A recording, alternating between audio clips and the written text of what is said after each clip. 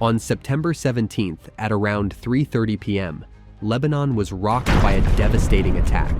More than 3,000 pagers, mostly used by Hezbollah members, suddenly exploded, leaving a trail of destruction in their wake.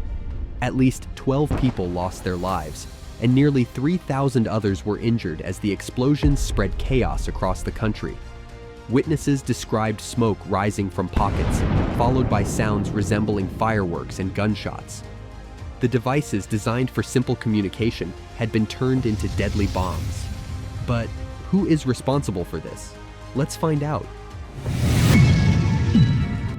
Hezbollah, backed by Iran, has long relied on pagers as a low-tech means of communication to avoid being tracked by Israel. While modern cell phones are vulnerable to interception, pagers provide a way to send messages that are much harder to monitor. This tactic isn't new for the group.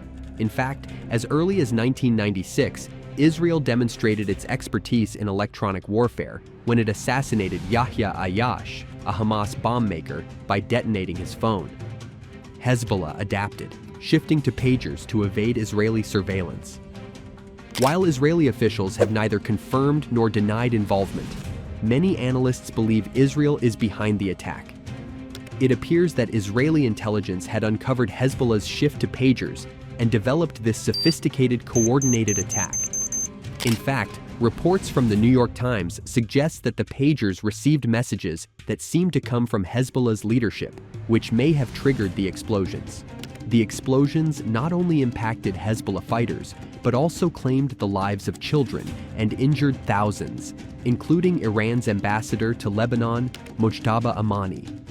The Iranian government, already backing Hezbollah militarily and financially, has vowed to respond to this attack. Iran, through Hezbollah, maintains a strong presence in Lebanon. With tensions rising, the region now faces an even greater risk of escalation as both sides prepare for potential retaliation. Also, things doesn't end there. Several big explosions rocked the Lebanese capital of Beirut on Friday.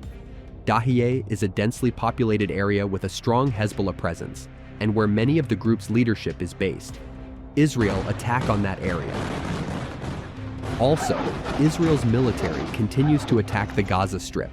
At least 20 people were killed throughout Gaza on Friday, according to Gaza's Civil Defense Agency spokesman, Mahmoud Basal. As Lebanon mourns the dead and cares for the injured, the international community watches closely. This attack, whether it marks the beginning of a larger Israeli-Hezbollah conflict or a tactical maneuver, has undoubtedly deepened the already fragile situation in the region. What do you think? Write your opinion in the comments section.